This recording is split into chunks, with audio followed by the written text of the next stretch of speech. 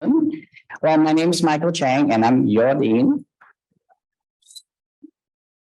The best hospitality school on the planet.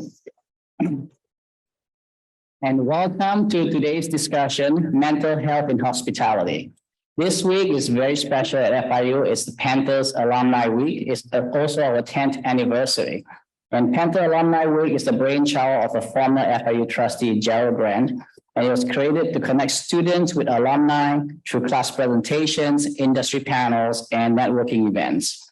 Panther Alumni Week also promotes relationship building, which leads to networking, internships, mentoring, and career opportunities. And we are very honored to have two such alumni here today. Patrick Lingle, class of 2001 with a master's in finance in 2002. And FIU trustee Chanel Rowe, class of 2014. Today's presentation is a continuation of a series that Trustee Rowe created to offer students, faculty, and alumni a safe space to discuss the unique mental health implications of various career paths and to gain insight from industry leaders about how to successfully manage mental health while pursuing career goals. And I'd like to thank Trustee Rowe for having the foresight and championing this very important issue in our society today. Thank you. Trustee Rowe graduated as the valedictorian of the College of Law class at Florida International University in 2014. In 2021, she became the first Black woman appointed to the FIU Board of Trustees and the youngest trustee in the history of the state university system of Florida to be confirmed by the Florida Senate. She's also a founding member of the FIU Foundation Office of Inclusive Philanthropy's inaugural Women in Philanthropy Council. Before she was elevated to the Board of Trustees, Ms. Rowe held the roles of Vice President, Parliamentarian, Director, and Committee Chair on the FIU Alumni Association Board of Directors, where she founded the board's first Diversity, Equity, and Inclusion Committee. In the legal community, Trustee Rowe has served on several Florida bar committees, including the Standing Committee on Student Education and Admission to the Bar, the Grievance Committee, and the Diversity and Inclusion Committee. She is past chair of the Miami-Dade chapter of the Florida Association for Women's Lawyers Mentoring Committee, and previously provided services to the Florida Board of Bar Examiners. Trustee Rowe is also a graduate of Florida Bar's William Reese Smith Jr. Leadership Academy. She graduated summa cum laude from Florida Atlantic University with a bachelor's degree in economics, and her career is very impressive and one to be proud of. Trustee Rowe is founder and managing partner at Euro Law, where she represents corporate clients in the areas of securities, regulation, bankruptcy, and business law. Prior to founding Euro Law, Trustee Rowe served as general counsel and partner at a leading global fintech broker-dealer facilitating the sale of over $1 billion in securities across various alternative asset classes. Before going in-house, Trustee Rowe served as enforcement counsel for the U.S. Securities and Exchange Commission's Miami Regional Office, where she led investigations, negotiated settlements, and litigated actions involving complex fraud and federal securities violations. And prior to joining the SEC, Trustee Rowe served as a judicial law clerk to senior federal judge Donald L. Graham of the U.S. District Court for the Southern District of Florida. Before joining the federal government, Trustee Rowe practiced law at two Am Law 100 firms, Ackerman LLP and Shook, Hardy and Bacon LLP, where she defended Fortune 500 companies in complex business and medical product liability actions. Trustee Rowe's achievements have been recognized nationally by reputable organizations, including the Miami-Dade Bar Association, Super Lawyers Magazine, the American Lawyer, and the National Black Lawyers. Please help me welcome Trustee Rowe.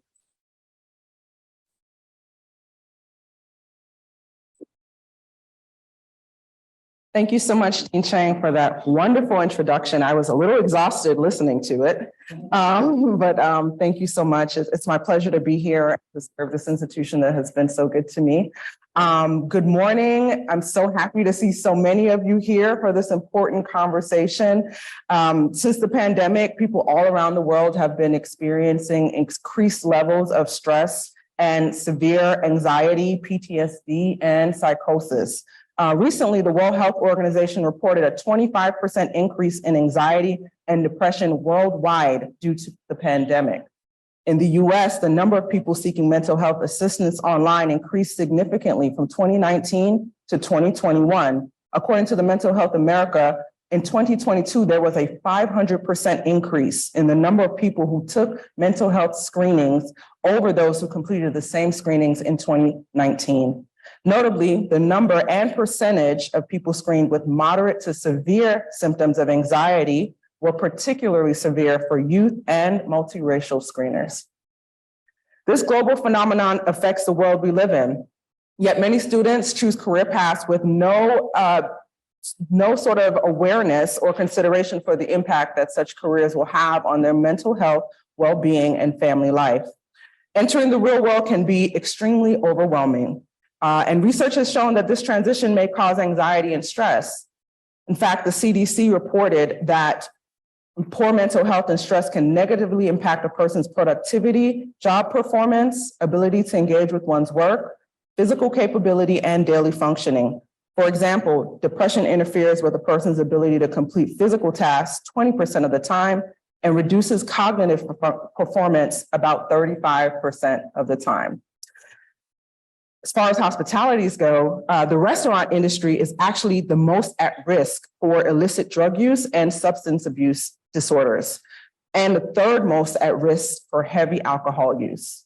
Some very alarming statistics are about 11% of food services workers reported binge drinking during the last month. Almost 20% of service workers reported using illicit drugs during the last month.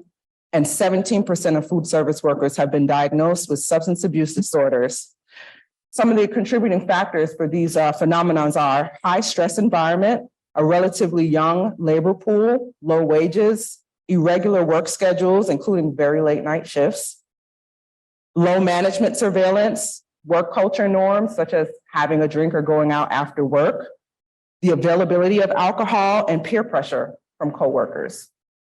Here at FIU, we don't want you to become a statistics. And so these conversations are geared toward helping you understand the world that you'll be entering and also gaining important tools that'll help you manage and thrive in the environments that you wish to succeed in. Also very important here, there are many strategies that you can employ to prepare for this transition, such as accessing important campus resources like counseling and psychological services and the Career and Talent Development Office here at FIU to help plan your career transition. Last semester, we began having intentional conversations about connecting mental health, mental well-being, and career readiness. In November, we held our first mental health panel that focused on entrepreneurship, entertainment, and hospitality. I'm so pleased to say that over 200 participants joined us in person and on Zoom for that conversation and provided our students with real-life hands-on perspectives for discussing their personal challenges. And today's program aims to offer a similar opportunity. So without further ado, I'd like to introduce you to Patrick Lingle, the executive restaurant leader of Panther Restaurants, who is with us today and a wonderful alum. Patrick is originally from Chicago. He's now based in Miami Beach, where he has worked at many South Florida hotspots, including Prime 112, which is one of my favorites, the Seminole Hard Rock Hotel and Casino, and Lifehouse Hotels. With a bachelor's degree in hospitality management, as well as a master's in finance, both from FIU, he has also worked as senior vice president of CB5 Hospitality, where he focused on unique food and beverage conceptualization and operations for the boutique hotel industry. His career path eventually led him to fall in love with the plant-based lifestyle, and he is passionate about expanding the plant-based movement around the globe with Panther, where he currently oversees his operations in Florida. He is also an ambassador for the Burnt Chef Project, which he'll be talking to us about today, a global group of passionate hospitality leaders looking to end the stigma of mental health. Help me, please give Patrick a very warm welcome.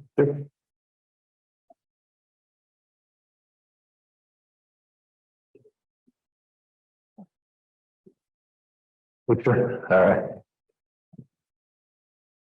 Yeah.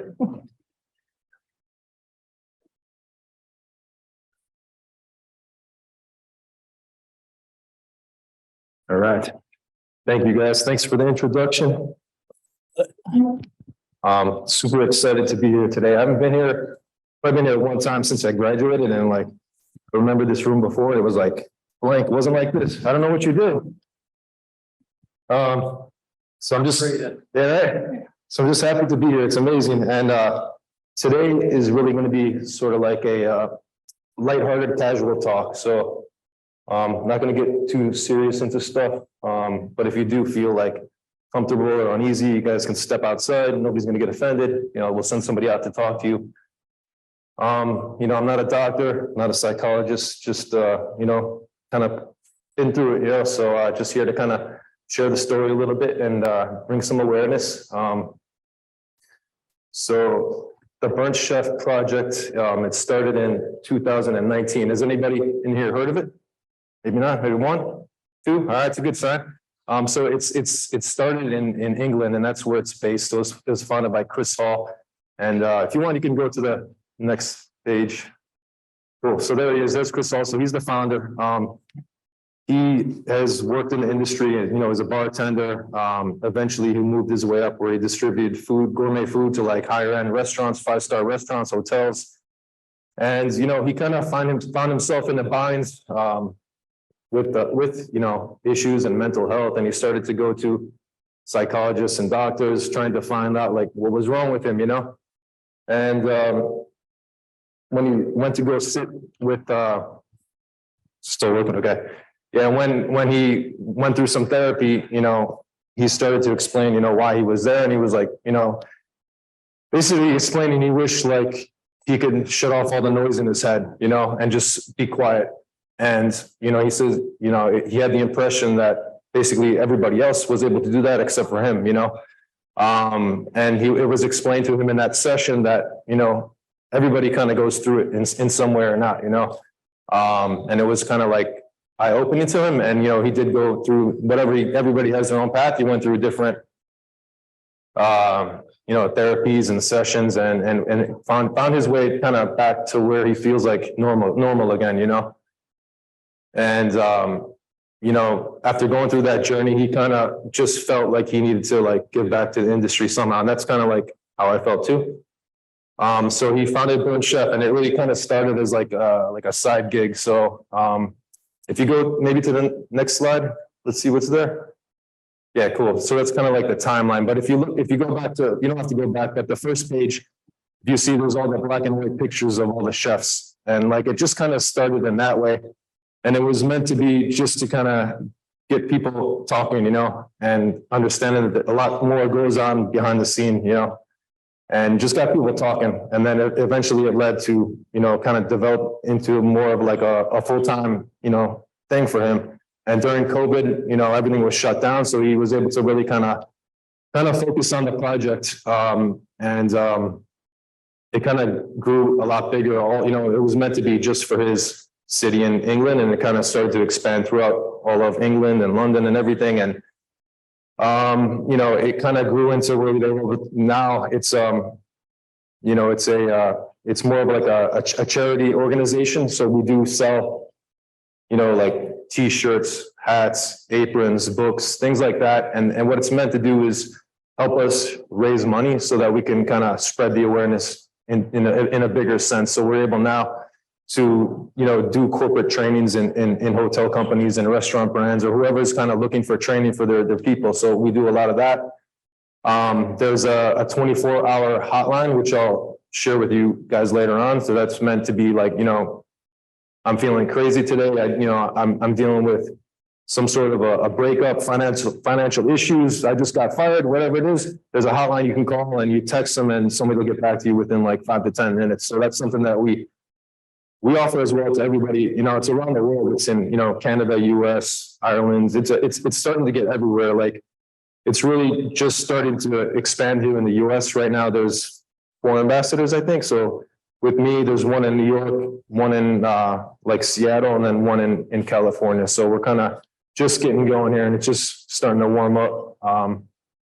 So that's kind of where it is now. If you want to go to the next page. And then now, if you have time, visit, you could check out our website, later on today or whatever. But there's a lot of resources on there that you can kind of go through. So topics as far as like, diet, how you eat, how you sleep. There's meditation videos, talking about journaling, things like that. So a lot of good stuff that you can kind of check it out. It's all free. It's on the website, and it's available to anybody at any time. Go ahead, next. All right, so my story. So why am I here today? Oof. On my way up here, I started to get like very emotional, So I guess, how did I get here first? So I was planning to go to University of Houston for hospitality. And I was basically like signed up, ready to go. And then somebody told me about a school, FIU. I had no idea what FIU was, never heard of it. My whole as a kid growing up, my uncle went to UM, so I wanted to go to UM my whole life.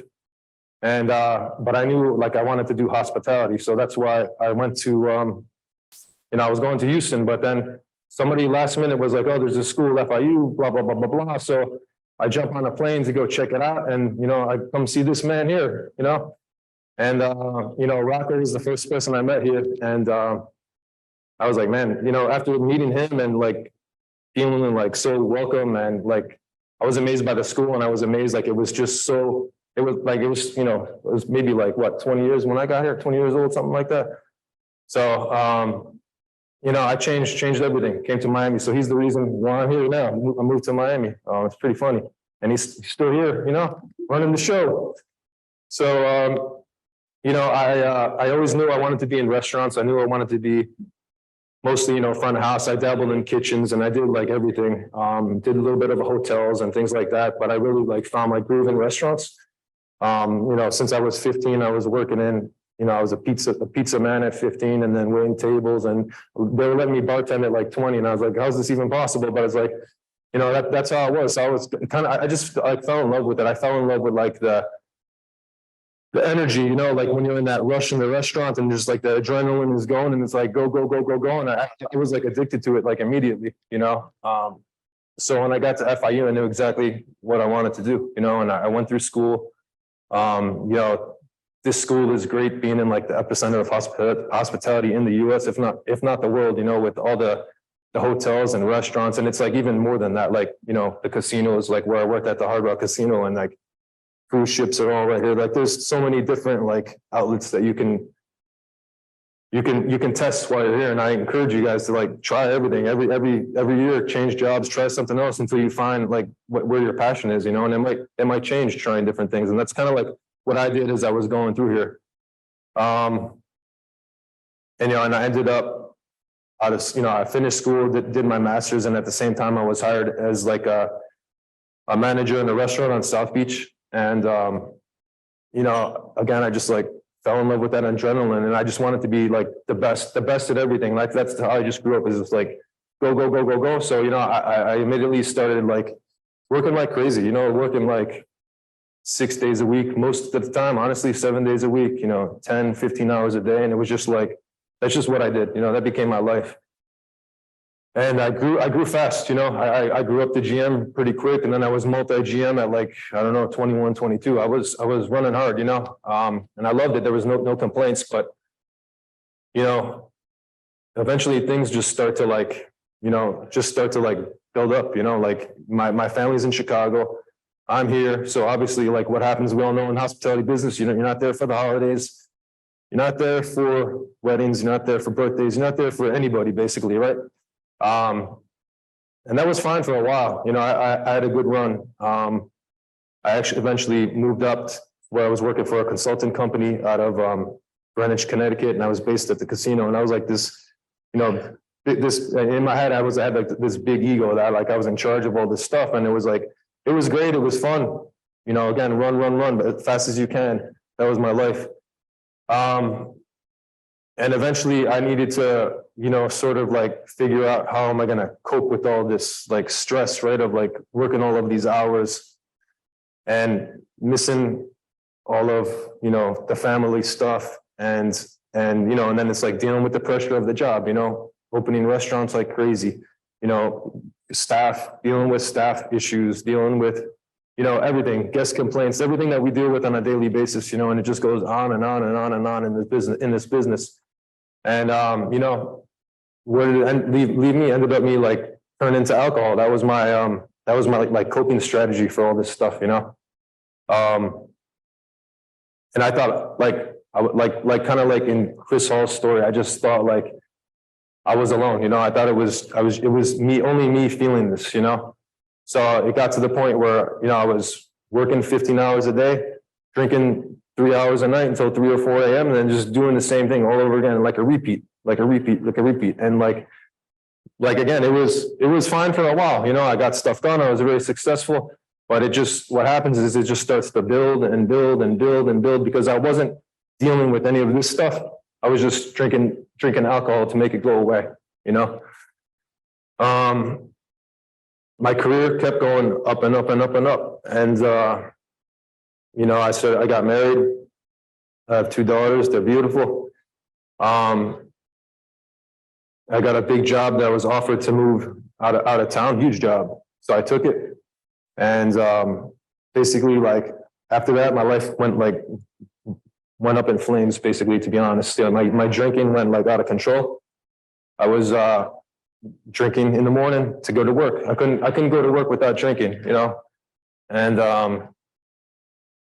it became this like crazy cycle of all day long, Patrick is drunk, you know? And like, it took a while for people to catch on, you know? And I was able to like cover it up because I was doing a good job. I was getting stuff done.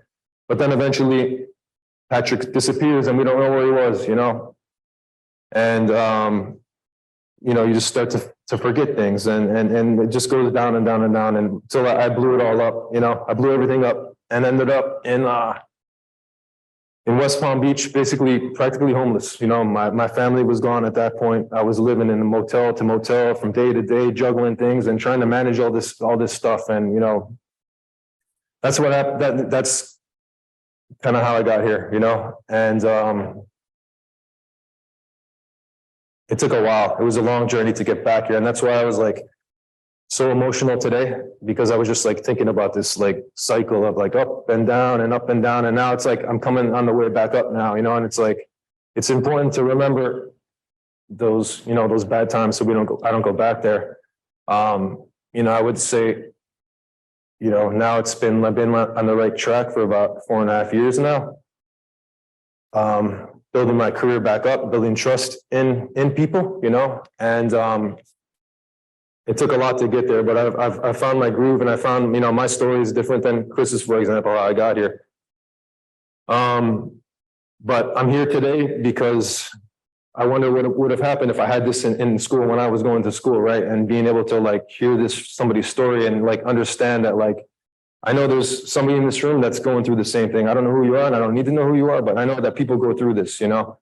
And if I can't help somebody today, maybe in 10 years, you'll remember this and you'll come back to it and you'll remember. I remember this guy talking about mental health and the Burnt Chef Project. And, you know, you might be able to help somebody else, maybe help somebody in this room, help an employee, help a friend, help a family member. It doesn't have to, you know, obviously we're talking hospitality today, but it's not just hospitality that goes through. It's everywhere.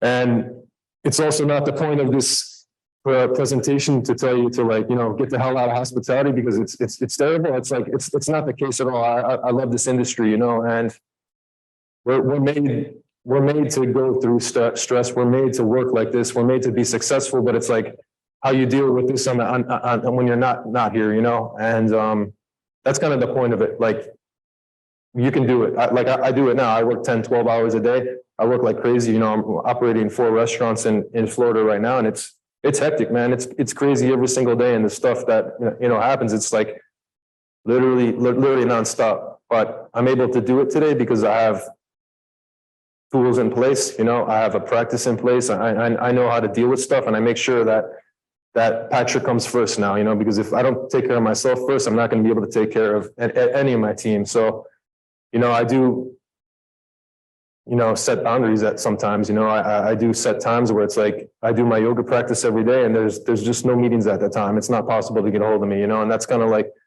one of the things that I learned, like, again, if you don't take care of yourself, you're going to be no good to anybody. So I think we can go to the next page. So now we're going to talk about mental health, and although this room is not set up how I want to do it, but we're going to do it like row by row. So I'm going to give you guys a sheet, and I just want you to kind of like huddle for a second as best as you can, and just want you to kind of like think about words that come to mind when you hear. Yeah, thank you. So maybe like 5 groups, 1, 2, 3, 4, 5. Just take a couple minutes and just think about some words that come to mind when you hear mental health. There's no right or wrong answer. So whatever you think of, you write it down.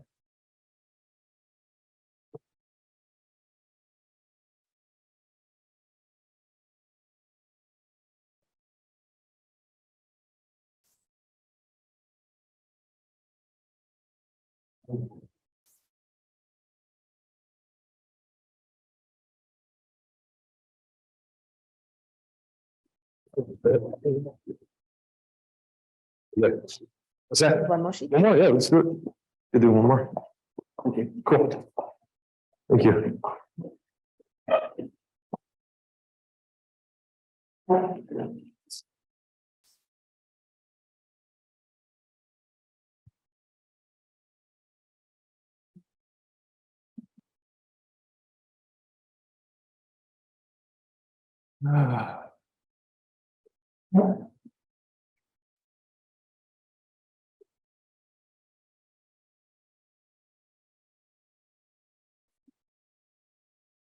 Good.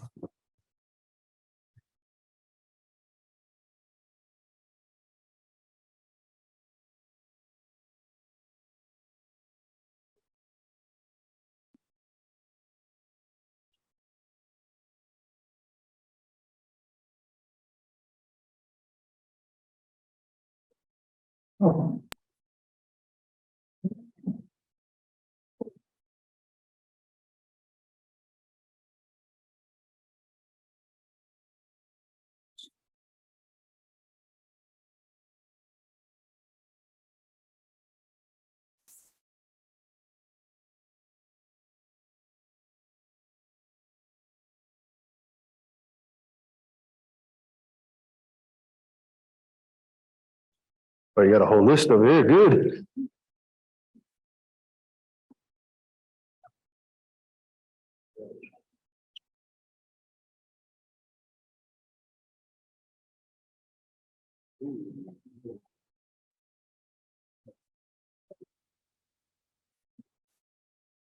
Keep it. You keep it.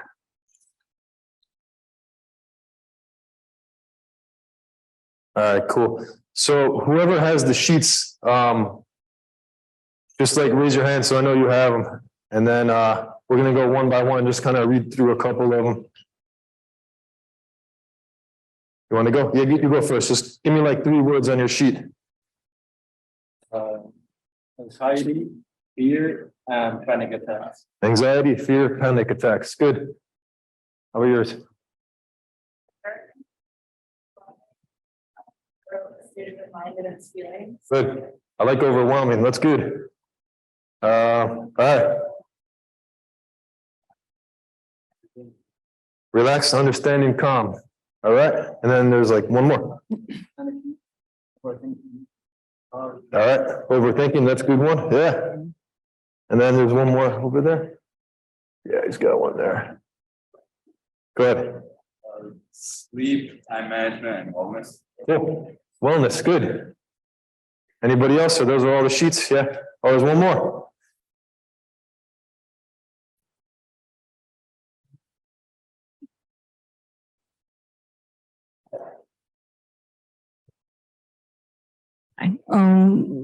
Our group Taking care of yourself.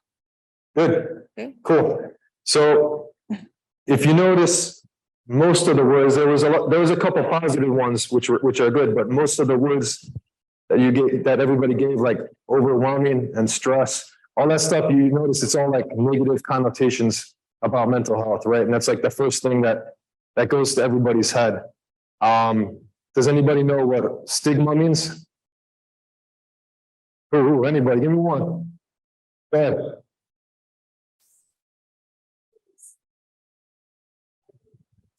Surrounding whatever. Go ahead, go again. A stigma is basically like a negative connotation surrounding like a thing, a group of people, an activity, or in this case, a concept like mental health. So there is a stigma around mental health it means it's viewed negatively, like, oh, you're having mental health problems, Yeah. something's wrong with you, Yeah. when that's really not the case. Wow, amazing. That's like perfect answer, even though there's no right answer, but yeah, that's perfect. There's this whole stigma, like you're saying, around mental health, where it's like people automatically go to like the negative thoughts, and it becomes this thing where like people think that they can't talk about it, and that was my problem. I didn't talk to anybody about my problem for probably 15 years. I just kept it inside. That's why I just drank. So the problem would just go away. But the truth is the problem doesn't go away unless you actually deal with it, So, I grew up in more of like older school kind of restaurant business, and obviously things are changing a lot right now. But I grew up where it's like you just work and you don't talk about those things, nobody says anything about that. You would never tell your chef, I'm tired, I can't come to work today, or I'm stressed out, or I'm even sick. It was like, how many times did I go to work sick every day? That I was sick, I would just go to work, wouldn't say anything, because that's just, how the mentality, used to be. So, that's the biggest, I think, goal of this project is to like get rid of the stigma, and make people feel okay to talk about these things, and it's sort of crazy how this just happened, like, 3 days ago, but I had an employee come to me and, she says, I can't come to work today because I almost jumped in front of a bus, like literally. And it's just crazy how it all works that she called me for that, and it's like, we're here to learn how to like deal with this stuff because it's real.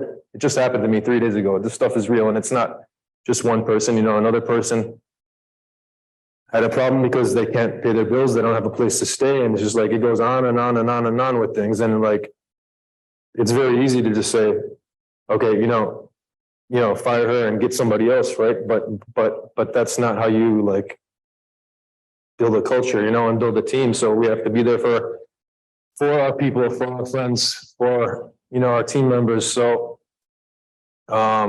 it's real out there. And one thing she told me is like, she's like, I don't feel comfortable talking to my family about this because my family is just going to throw medicine at it, and I don't want to go that route. I want to go a different route. And, she started to say she was thinking about going to, like a therapy, going to somewhere where she can get some help. And, the family didn't want to hear anything about it, and, then she was saying like, I'm afraid to go because I don't know if it's going to work. And I said, if you don't go and try, you're never going to know, and if it doesn't work, you find another solution. But if you don't try it, you're never going to know if it's going to work or not. Right. And that's kind of where we're at with her right now, but it's a real thing. You can go to the next. All right, so now if I can just, if you can raise your hand for everybody here who has mental health. All right, like 50%. All right, that's what I was expecting. The answer is that everybody has mental health, positive, negative, and you can go to the next one. Thank you. So what is mental health? Again, it's just like a quick description of, from the World Health Organization, but, being productive and fruitfully living, being able to contribute to the society. That's kind of like the general description. Being able to live a fruitful life and being able to live and be successful in all the normal stresses of life that happen every day. Like talk about mental health today. Like literally when I'm coming here, my Jeep broke down on Biscayne. And it wouldn't start, and it was like I was supposed to be here like an hour and a half. I was supposed to be here like on time, and I needed to get somebody out of it. Somebody came out of the car, helped me push the Jeep off the road, and I just took an Uber here. But it's like this is like stuff that happens every day. Before I would have probably drank over it. But today, I don't need to do that. Go ahead, next one. All right, so I'm gonna pass out some sheets on this one too. So this is kind of like a little bit of description of mental health in like a continuum. And like I was saying like a couple slides ago, like everybody here has mental health. It's a matter of if it's good or bad, and it goes up and down. And like I was just explaining what happened to me, like, I was probably in crisis mode like an hour ago, freaking out, like, how am I going to get here on time? And then now it's like, maybe like thriving and excelling. So it's like, it's interesting how things go up and down and they change it every minute. So I'm going to go split these up into 5 groups just to kind of give you guys a chance to like think about it. Thank you. And what I want to do is, if you can, write a couple words, emotions, feelings that you start to associate with these different words. So like crisis, struggling, surviving, thriving, and excelling. So there's 5. I put 5 of them out. So what's that? Oh, no. I just did those. It's okay.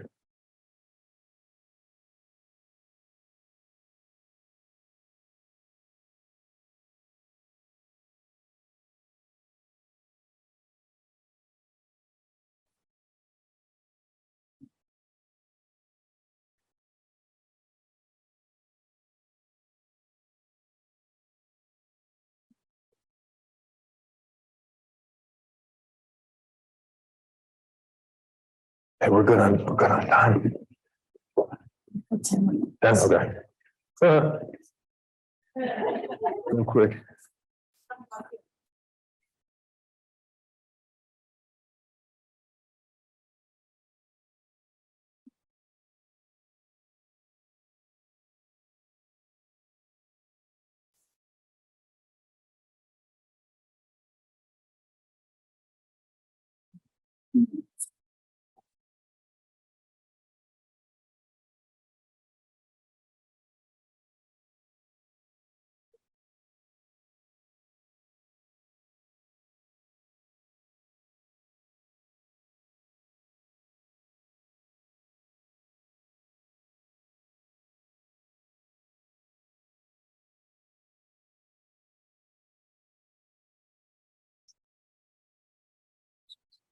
Yeah.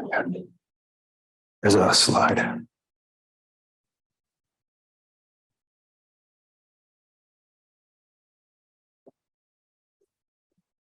All right, so since I only got 10 minutes left, we'll keep going. So who has crisis?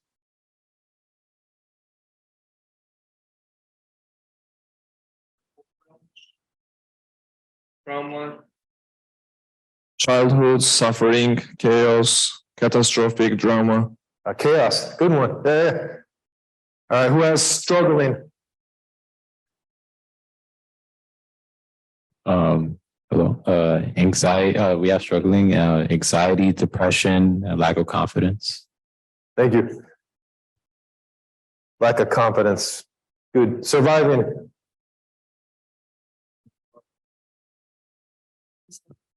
Just like going through the motions of things. Yeah. Good. How about thriving?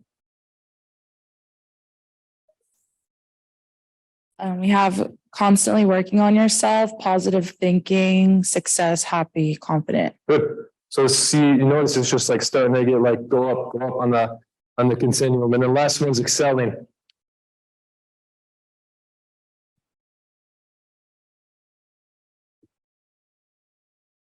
For excelling, we have in control, success, happiness, and relaxed. All right, amazing.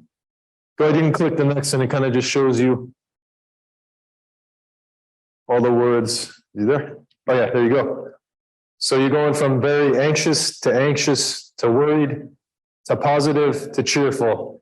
And again, it's like you could be at anywhere at any time at any day and kind of go up and down as the day goes on. Sometimes you stay in crisis for a while, like I did. Sometimes you stay in excelling, but it's always a moving thing. Okay, next one. Why is it important to learn about mental health? Anybody want to answer? Yeah. It's really good to learn about mental health so you can self-monitor. Cool. Yes. What else? It also gets rid of the stigma around it, the more we talk about it, it makes it awesome. Yeah. 1000%. Two more back there. Go ahead. Yep. Yeah. You just reminded me. I forgot to talk about that. Thank you. So yeah, you know, when I was going to school, we talk a lot about physical health, right? And we learn about things that we could do for our physical health. What are things that we can do for physical health? What's that? Exercise, yeah, go ahead. Sleep. Cool. And how about for our mental health? Well, meditate, there we go. Breath work, yes. All right. Sleep, exactly. So if you kind of notice, they all kind of go hand in hand. They're very similar. So it's like, as we try to deal with our mental health, we also have to deal with our physical health. And it even goes into like, you know, dieting and, you know, what we eat and what we put in our bodies. So I don't know who's coming to my next class. Anybody in here? We'll talk about plant-based diet later on in the next one. But that kind of all goes hand in hand. You know, and like, I like what somebody said, like, you know, so that we can end the stigma and be able to talk about it. And like, you know, for me, it's not really having the right answer for people, but it's more importantly, like, you have to learn to see the signs and learn to just listen, you know? So like when I was talking about the person I was talking about before, I was just literally sitting there and just like listening. And what happens is people start to like get the answer for themselves as they're talking about it, you know, like, I'm not here to give opinions because, you know, you have your own life. You know, I can give you my story. I can tell you what I did, but I can't, you know, I'm not here to tell people what to do. Go ahead, next page. So why hospitality? We're kind of winding down now. So the Burn Chef Project did a survey and it found that 84% of the people experienced mental health issues within their career. And 46% felt uncomfortable talking about it. So in essence, it's about 4 in 5 people in the industry go through this and, you know, don't want to talk about it. But, okay. Just a couple of questions. You can, what does it say? Sit for true, all right? So stand up if it's false. Mental illness can happen to anyone at any time. True or false? Everybody's saying true. One false. All right, go ahead. And the answer is true. All right. Next one. Mental ill health is separate and there's no link to other illnesses or conditions. Everybody's up. And the answer is it's coming. Awesome. All right, good one. 100%. All right. There's not a one size fits all when it comes to mental ill health. Sit for true, stand for false. All right. Answer is true. All right. Next page. I think this is the last one. Everyone has the same threshold, therefore reacts to situations in the same way as another. False. Thank you. All right, so we're gonna fly through this one quick. So yeah, like I was saying before, like we're made for stress. We're made to go through this. Like it's not saying, we're not saying that the hospitality industry is unbearable. But again, it's like, it's how we deal with it, right? And how we deal with all the stress. So you can go to the next page. So here we talk about like a stress bucket. And what we'll do real quick is maybe just a couple of hand raises as far as like what are some sources of stress? What's a source of stress? Anybody? Go ahead. Bills, yeah, financial problems. School, really? Nah, don't let them hear that. Yeah. Pain, yes. Future, yeah. People, relationships, right? Family, work. All of them. It goes on and on and on and on. And right, and then when you're in the hospitality business, it's the angry guests, it's the vendors, it's staff not coming to work. It's the same thing, keeps going on. What does it feel like? Give me a couple of words when you feel stressed out. What do you feel? Suffocated, yeah. Overwhelmed. Out of control. Scared, yeah, that's a good one. Afraid. So go on to the next one. So what are some signs that you could see in like your schoolmates or co-workers? What it's maybe like how they look, how they're acting. What are some things that you can see if you see that somebody is stressed out? What's that? Yeah. That's a good one. Yeah, overreactions, exactly. Loss of appetite. Loss of appetite, yeah. What else? How about like, go ahead. Mood change. Mood change, yeah, 100%. How about like how they're dressed, did they not take a shower for a couple of days? The hair's, I don't have hair, but your hair's all over the place. Clothes are dirty. Goes on and on and on. So go ahead, next one. So here we go. Making mistakes, sleep problems. One thing that I used to do is I used to come to work a lot earlier and then leave a lot later. So that's how I dealt with my problems, is just staying at work, and just doing that on a nonstop basis. Looking tired, increased arguments, somebody said, right? It's an interesting one where you just get sneaky. Lack of care over your appearance. Use of caffeine, alcohol, cigarettes, irritability. Go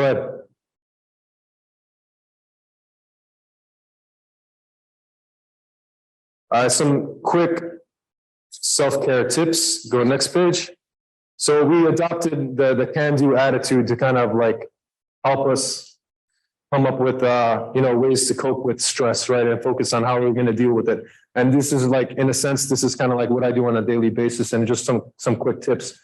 So we talk about connecting, like, connecting with peers, talking to people. I used to isolate. I didn't want to connect with anybody. That's how I dealt with it. Active, noticing. So like mindfulness, somebody mentioned. Discover new things, pick up new hobbies, try different things. And then offer, meaning, offer your help, helping people. What works for me and a lot of people is just getting out there and helping others. And it takes you out of your head. Go ahead. We go to the next one. And then this just kind of just gives you like a little like guide of, taking an hour of a day, taking 1 hour and focusing on you. So taking, 10 minutes to connect with somebody. Reaching out to a friend, there's a family member going through something, reach out, see how they're doing, see what you can do to help them. 20 minutes of activity. I do a little bit more, but I do not, for me, I do yoga every single day when I wake up. That's the first thing I do. Get active, get into my head, and then 10 minutes of notice. So that's like, for me, meditation. When I do yoga, it's like a moving meditation. So I do it kind of all at the same time. But at the end of the night too, I wind down. I put my legs up the wall and I just like shut off my phone and just be quiet for like 10 minutes just to like wind down. And then 10 minutes of helping others. Good.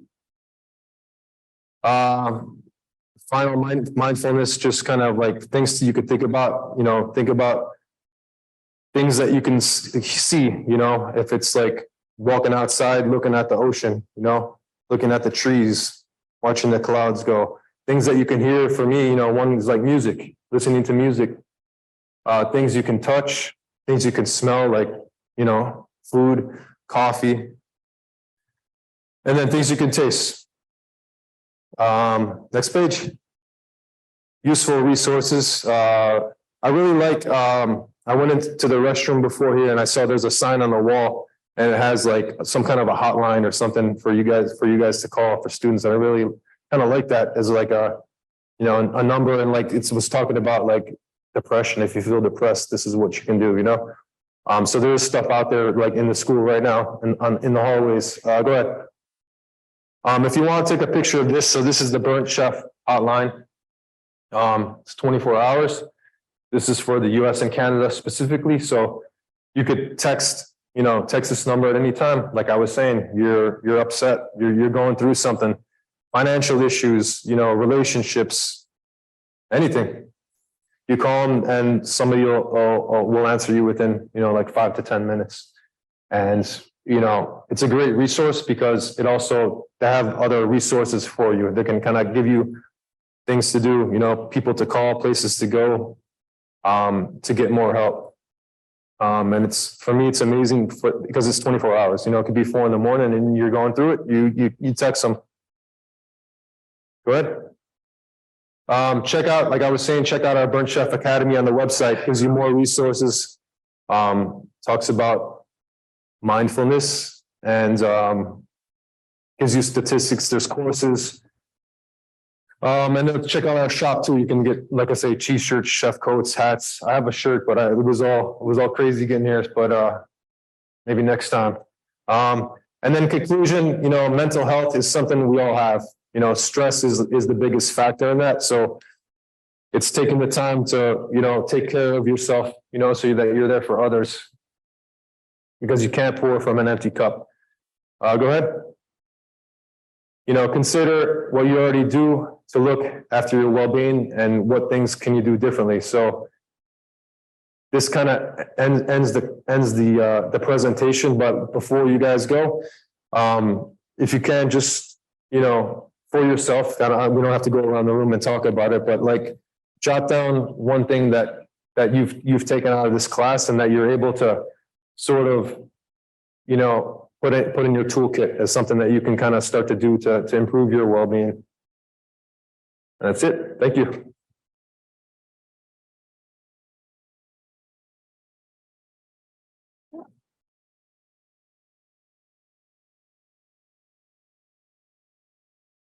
Let's give it up one more time for Patrick. Thank you so much for sharing your story and being so vulnerable with us. I'm sure it meant a lot to everyone here. So in a moment, we'll turn it over to the audience for questions, maybe not too many because I know class ends it very soon. And we'll also give those on Zoom, maybe one question as well. So, but before we turn it over to the audience, I do have one question for you, Patrick.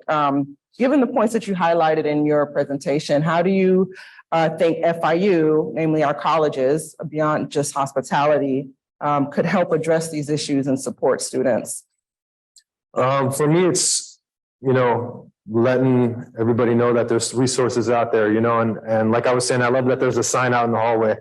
It's just giving people resources, giving somebody an outlet that they can talk, because it's real out there where people feel like they're not able to talk about this, and sometimes it's even like in my example, it was like with somebody's family that they didn't feel comfortable talking about this problem.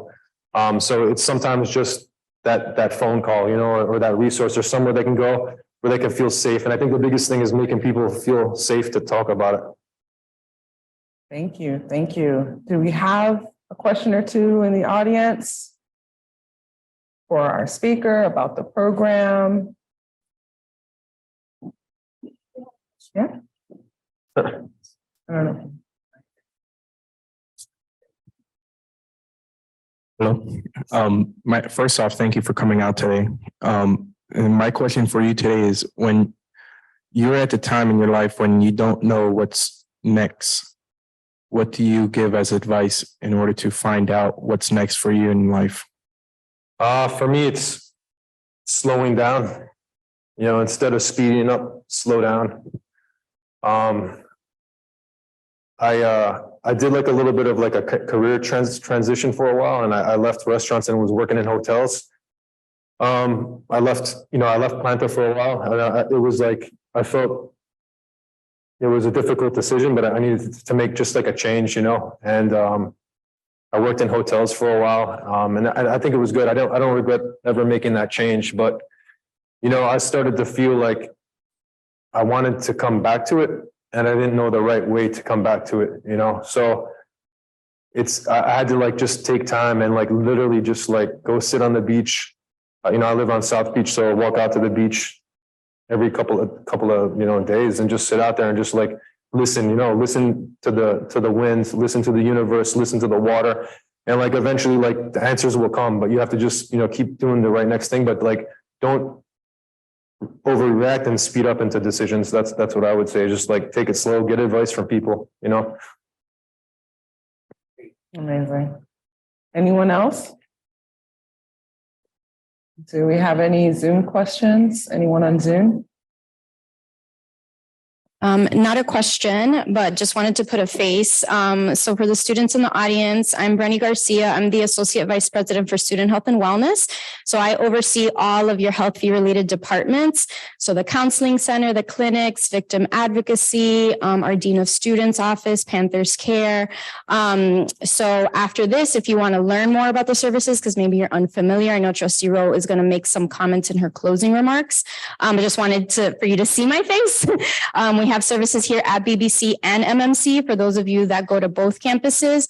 And obviously after the pandemic, we converted a lot of our services to telehealth to make it as easy as possible for all of you. We also have a 24/7 hotline outside of the Burnt Chef Project and the number that hospitality provides.